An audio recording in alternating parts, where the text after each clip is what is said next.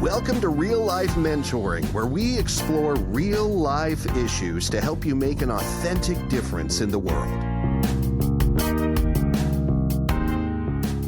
Hi, it's Chris and Christina. Welcome to Real Life Mentoring Podcast. Today, we are going to give you more characteristics of what a mentor looks like. I don't know, Chris, have we had 2 or 3? We just sprinkle in these characteristics every now and then, but we're going to talk about 3 today. Let me introduce them and then we're going to go back and talk about them extensively. But a mentor is a fighter.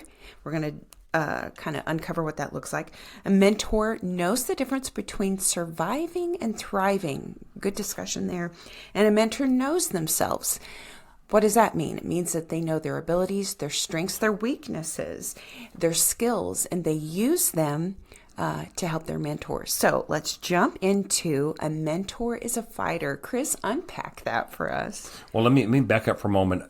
Part of the reason we want to do an episode or episodes on characteristics of a mentor is so that you, the listener, can listen to these characteristics and go, I have that, because many people don't believe they have what it takes to be an effective mentor. Yeah. And it does require some training, some experience, getting your feet wet, but most of us have a lot of characteristics already that we may not even be aware of to be an effective mentor. So that's why we just take it for granted. Oh, well, doesn't everybody do that? Nope, not everybody. So let's jump into a mentor as being a fighter. When I think about this, as a man, I did not grow up learning how to physically fight. I don't know if that's I think probably a bad thing and a good thing too. So I didn't know how to fight. But when we're talking about a mentor as a fighter, it's resolve, it's a mindset, it's using your words wisely. It's not backing down when you don't need to back down. It's having boundaries. It's numerous things. I want to be a mentor who will fight for another man's journey, his story. That's what I was going to ask you. So it's not fighting like we're going to pick a fight. It's fighting on behalf of the mentee, right? Because we fight for things that we believe in. And if I believe in the young woman sitting across from me, I'm going to fight for her. So let's talk about what are the practical things? We've got a list here that we want to unpack for you about ways you can fight for a mentee. How are some ways, Chris, that you fought for a mentee? When a man believes lies about himself, and many times they are handed early on in life, and we're not even aware of this, then as a mentor, I want to be able to go, you know what? Let's say his name is Joe. His name is Sam, whatever it be. I say, Sam or Joe, you're believing a lie, and I'm willing to fight for you to help you see that these things are not true. So, for instance, I want to be willing to remind this man that I would be mentoring of God's truth over his circumstances, over his life, what he's been told. To go, well, that's just how my family is. This is how I am. And if it's not of God, I'm going to fight with him, hopefully. He has to be willing to fight as well and say, we're going to discover God's truth for you, and we're not going to give up. We're going to fight for it. I want to paint a picture of what that looks like. You guys have heard me talk about Marty, my sweet, sweet, sweet, sweet Marty, who was best friend, my mentor. And when I was in my season of anxiety and I was struggling, she fought for me. What did that look like? Well, she made herself available to me. So when I was having a freak out and I was in the midst of emotion, I knew I could call her, right? That was before cell phones and texts, but I knew she was only a phone call away. How else did she fight for me? I would say, I just feel so, and she'd listen and she'd say, Christina, these are emotions. This is not the rest of your life. This is a season. So she fought for me by bringing me back to a place of sanity, bringing me back to a place of truth. And she would give her own story. Christina, this is going to be part of your history. God's not going to waste this. He's going to use it. She fought for me. And so I think that's just a real practical example. Well, I do know when we get mentally tired or discouraged or overwhelmed, it helps to have another person who knows us. Yeah. To go, wait a minute, I know who you are. You're believing this lie about yourself, and you're not hearing God's truth for yourself because of circumstances. And it's not being a cheerleader. You can do this. To a certain extent, that's great, but I want somebody to anchor me in God's truth. Be a cheerleader for me, but say, yeah, this is hard. But you know what? God said, in this life, you're going to have troubles, but you're going to make it through or whatever. So I think just reminding people of God's truth. Yeah, let's go on to the second thing about willing to believe for somebody when they can't. Well, let me ask you this question. I know it's spur of the moment here, but what do you mean when you say must be willing to believe when they can't? Like, what is there something you couldn't? Well, back to my example, when I was in the throes of anxiety, I could never imagine my life without anxiety. Okay. I just thought, oh, this is the rest of my life. Well, my mentor didn't believe that. She had experience with that. She knew better. Yeah.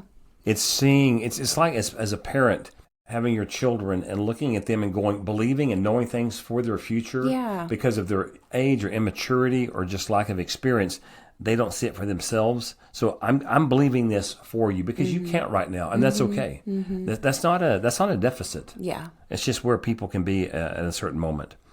Another one would be, but must be willing to pursue when they are not lovable. Have you had to pursue anybody that you were mentoring that they were not lovable? Yes, and it's a choice because it's not easy. So if I'm mentoring a guy and he pushes back and he's not kind or he's irritated or maybe just right out rude, in my flesh as a human, I just want to pull back and say, well, forget it then. Yeah.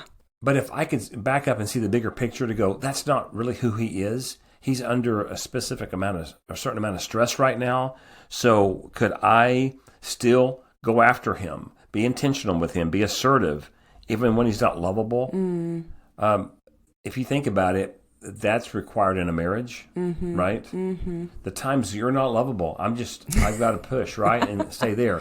Let me back up. When I'm not lovable, you do the same with me in a healthy friendship.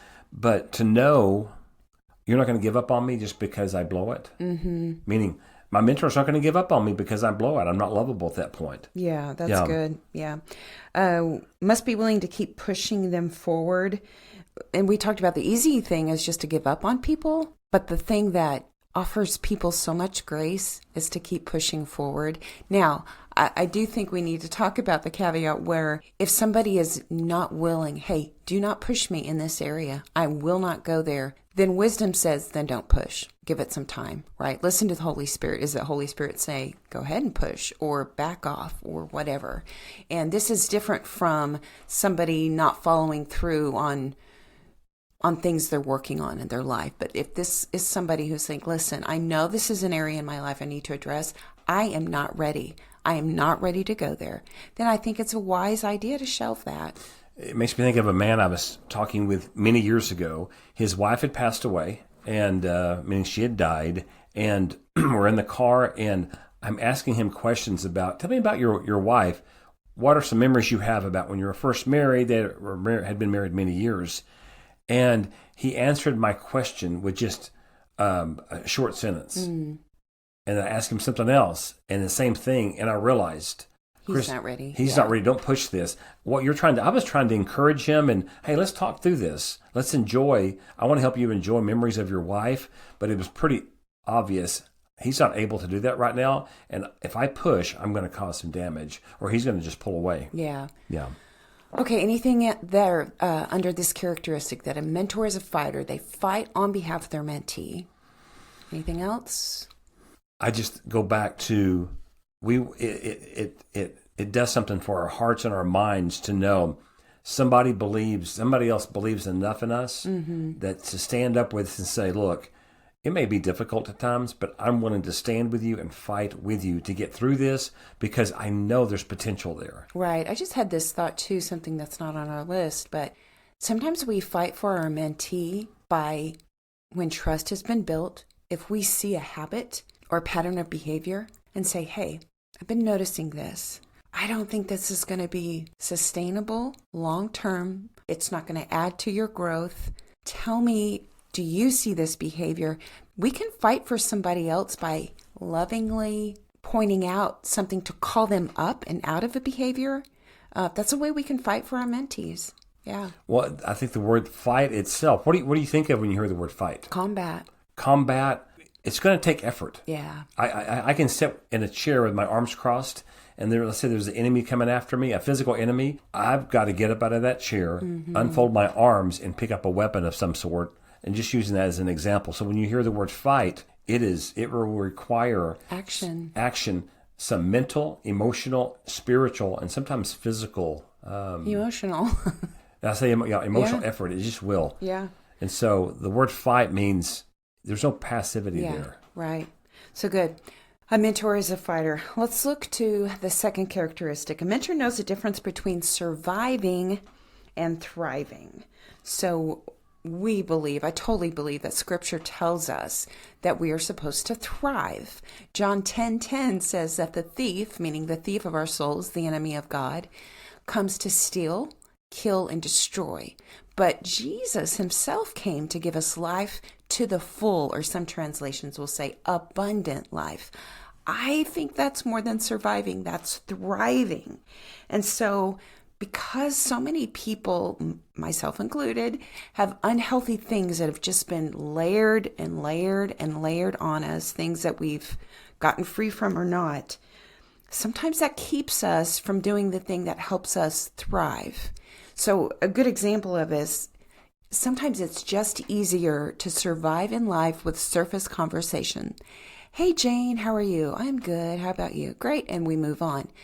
To me, that's surviving. Thriving means that we have people that we can have those deeper conversations with. Meaningful conversations. Right, meaningful. Yeah.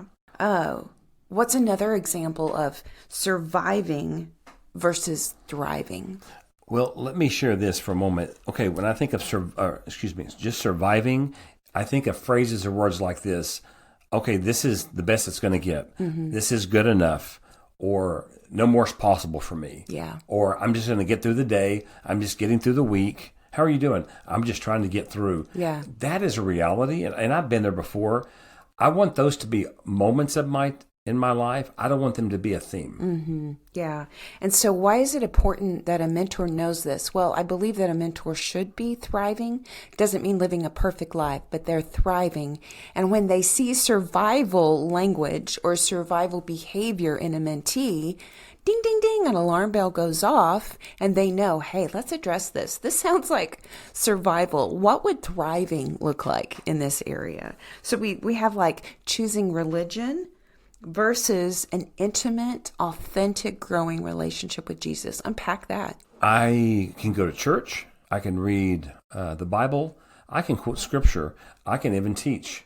I can listen to a good podcast. I can listen to a good podcast. I can talk religion. I can talk theology. I could write papers on it. Mm-hmm. But that doesn't open up the door. It's not open up the door. That doesn't tell me that I have a relationship with God through Jesus. Yeah. And so I don't want to survive. I spent too many years early on. I came to a relationship with God through Jesus when I was at the age of 9. I believe I survived in life within our family, but also in my relationship with God. Because I was young, but no one really explained to me how to engage God and be a boy. Just be yourself, be human. And as I grew up, to be a teenager, to be a young man, to be a middle-aged man, over the years, I've learned to have a better understanding of God through conversations with people who know more than I did at the time concerning God. And it took it from, okay, it's just religion, it's just surviving. Mm-hmm. No, it's actually thriving because I experience the presence of God today. I think we could spend a lot of time here as a mentor if I'm meeting with someone, a young woman, and I love to throw out this question. What is God, again, we're coming from a biblical perspective, right? What is God teaching you? And if there's nothing that she's growing in or whatever, then not that she's choosing religion, but she may just be surviving. I know God, I just am not talking to him. I'm not reading his word.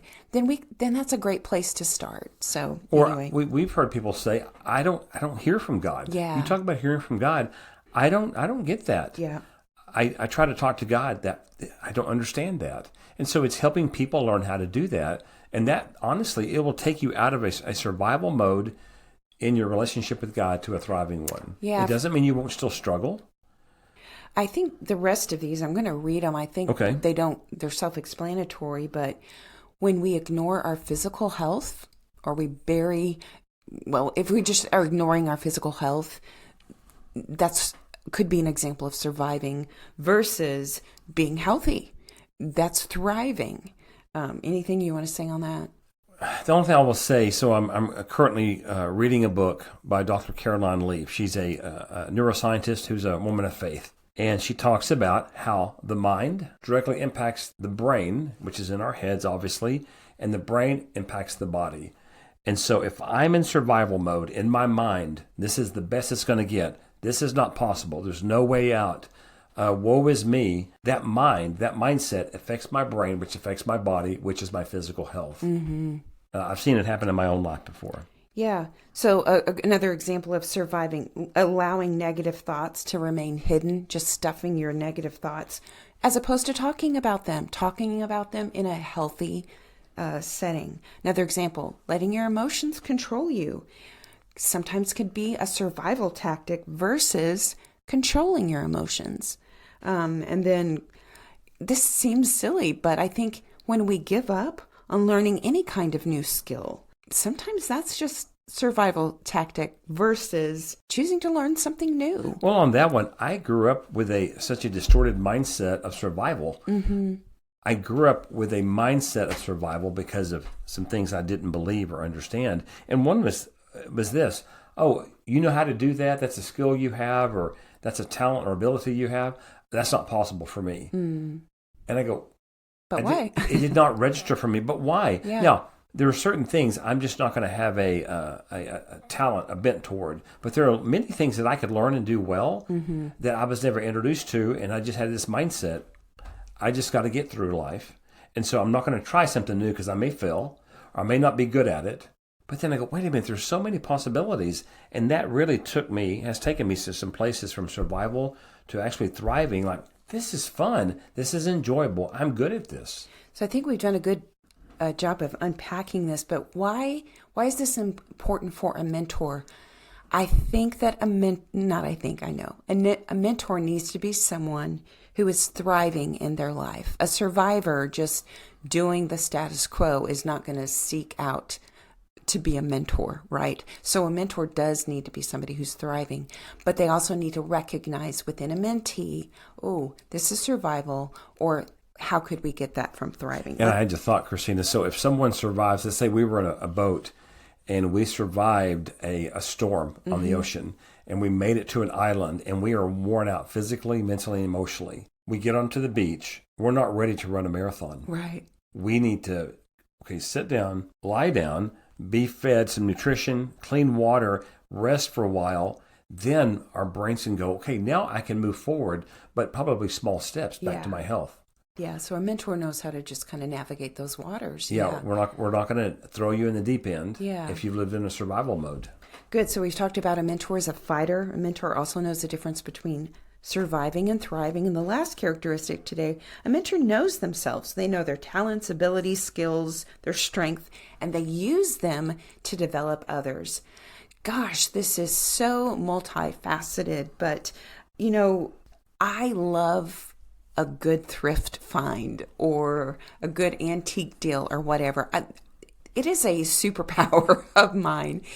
And oftentimes, what does that matter? You know what? I've got a sweet, sweet friend. She is a mentee and friend, and she just moved to a new home. And part of how I can walk alongside her in life is, okay, what are you looking for?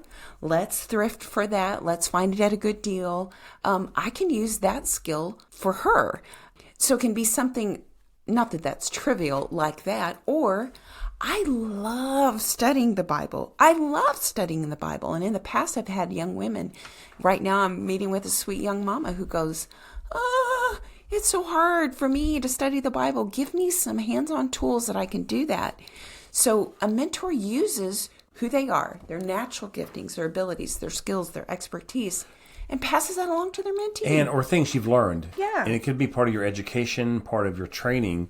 But so, and guys, hear us on this. There's no arrogance in this. Now, we can be arrogant about our abilities, talents, skills, I'm right? kind of arrogant about my thrifting superpower. Well, that's something you've got to deal with. You need a mentor. But we don't, if we're not arrogant about it, but confident. I mean, if someone says, I want to help you with your physical health, your nutrition. Now, I'm not very confident in what I'm going to tell you. I don't know if it works or not. Do you want that person helping you? No. That doesn't make sense. But a person with confidence in what they have been given, what they know to do, I want that. And so one of the areas that God has gifted me is I'm a good connector of people. You are, yeah. So I may meet this person over here, and I go, you know what?